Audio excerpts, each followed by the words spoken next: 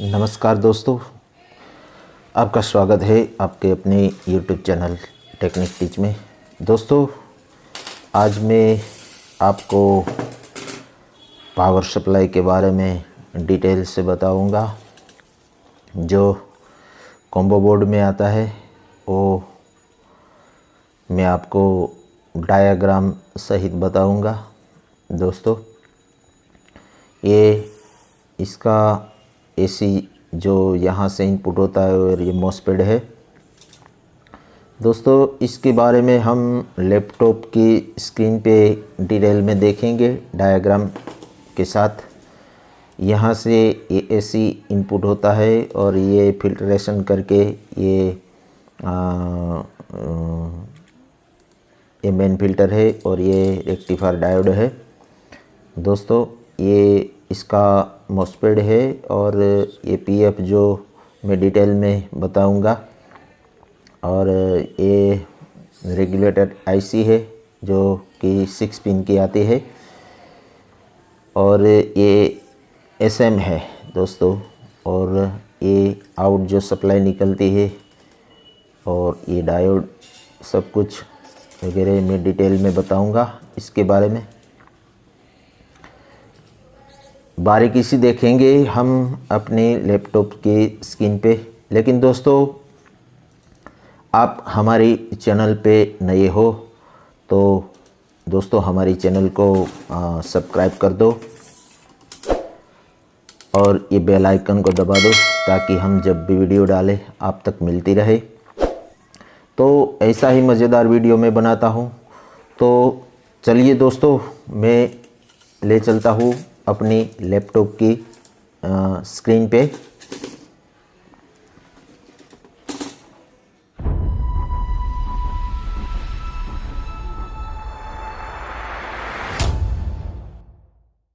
है अपनी लैपटॉप की स्क्रीन पे। तो ये दोस्तों एसएमपीएस स्टेज जो आता है वो है। दोस्तों, इसके बारे में हम बारीकी से बताएंगे, लेकिन यहाँ मोटे तौर पर जो पार्ट्स उपयोग में लिए गए हैं वही बताए गए हैं। तो दोस्तों, चलिए शुरू करते हैं। तो यहाँ से आपका जो एसी आता है वो यहाँ से इन होता है और यहाँ ये रेक्टिफायर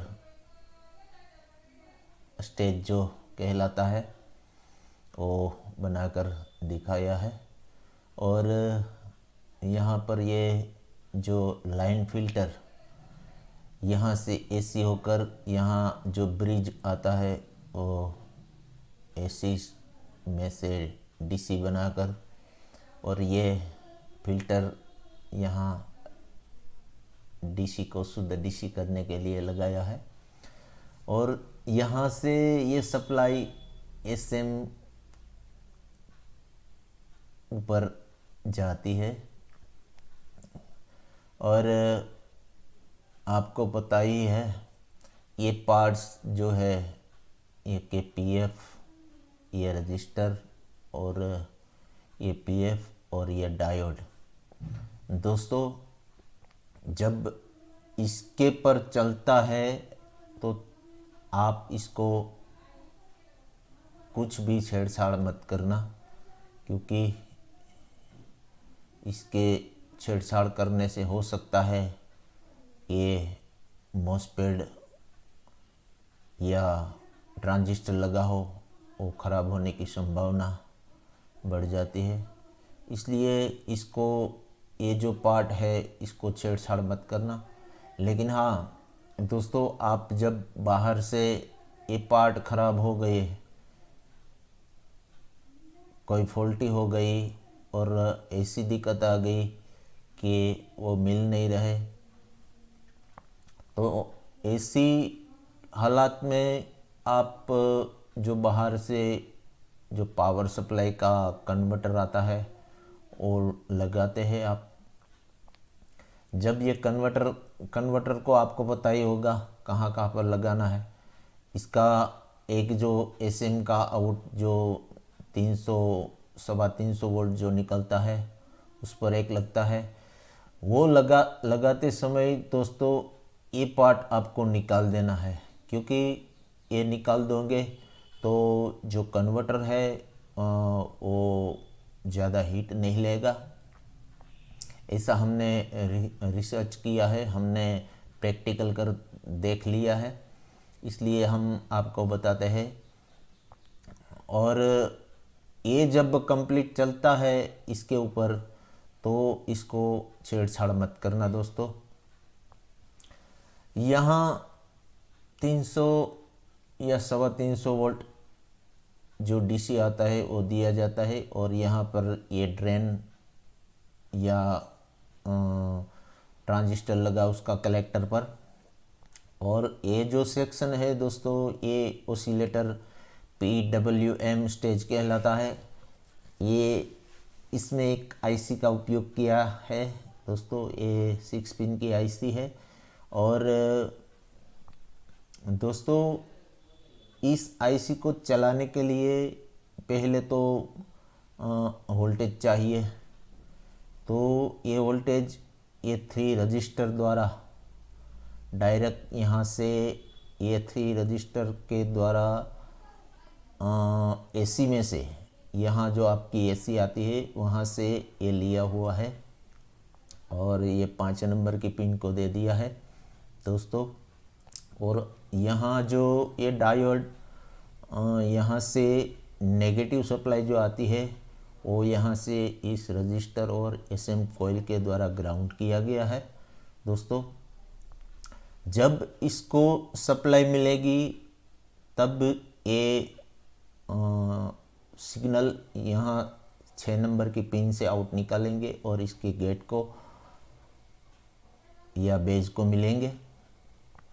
और ये सिग्नल मिलने पर ही ये फ्रीक्वेंसी यहाँ पर जनरेट होगी और ये जो मॉसफेट है ये स्विचिंग का काम करेगा। और ये स्विचिंग लगभग 15,000 से 20,000 तक की स्विचिंग करता है।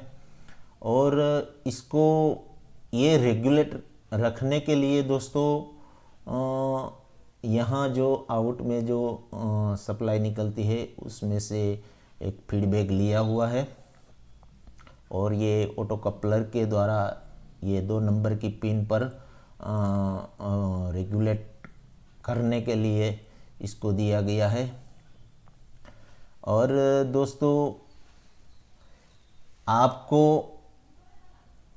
मन में डाउट होगा कि ये आईसी तो डीसी पर काम करती है, लेकिन यहाँ से एसी में से डायरेक्ट ये 3 रजिस्टर द्वारा यहाँ सप्लाई दी गई है।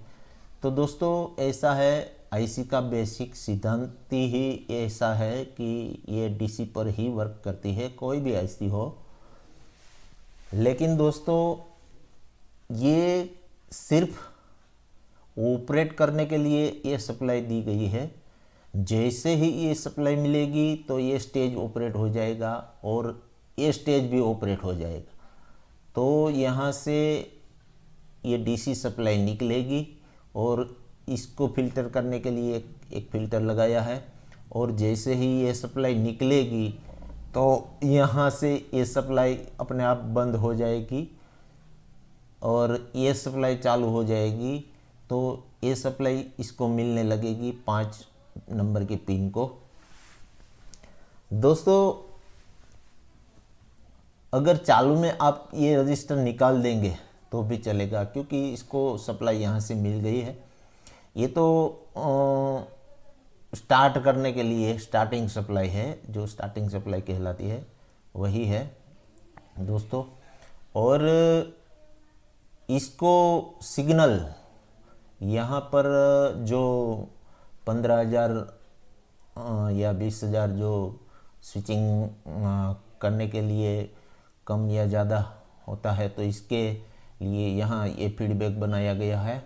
और ये जो है आईसी, इसको हम आईसी बोलेंगे दोस्तों, TI 431, क्योंकि ये आईसी है। यहाँ इसका रेफरेंस लिया हुआ है, ये एनोड है, ये कैथोड है।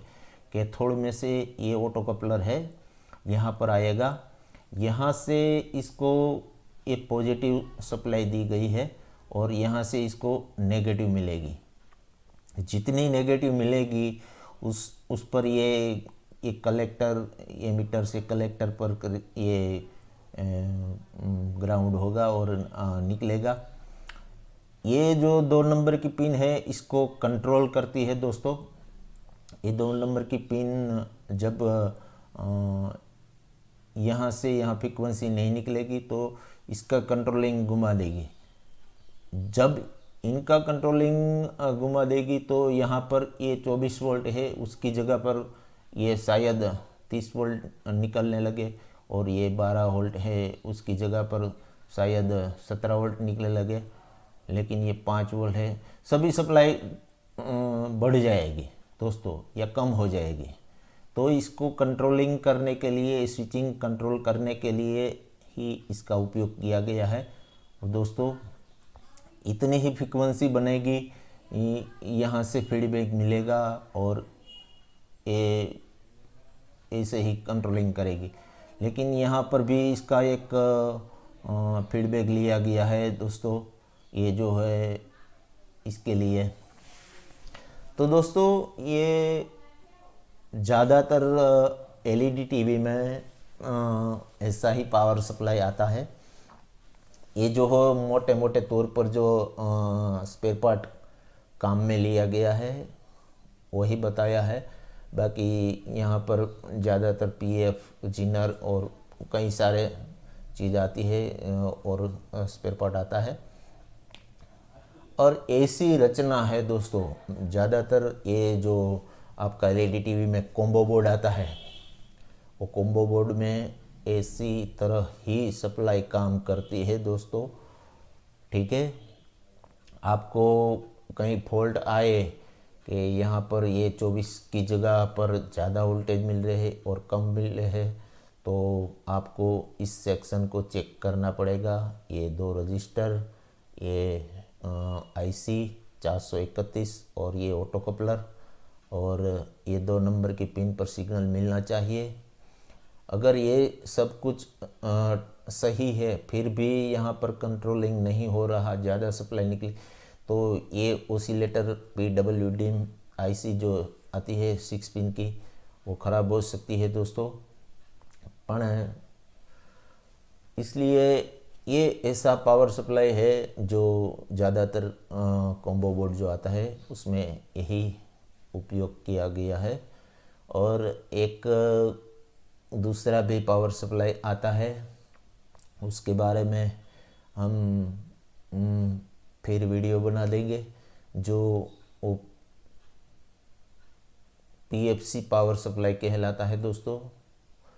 वो यहाँ से जो 300 वोल्ट निकलते हैं उसमें से एक SM, और ये बाद में हम देखेंगे दूसरा वीडियो में। तो ठीक है दोस्तों, आपको समझ में आ गया होगा। लेकिन ये सिंबल है, ये आईसी का है, और ये कैपेसिटर और डायोड और ऐसे बनाया है। तो ठीक है दोस्तों, आपको समझ में आ गया होगा। तो दोस्तों तब तक के लिए गुड बाय, नमस्कार, जय हिंद, जय भारत।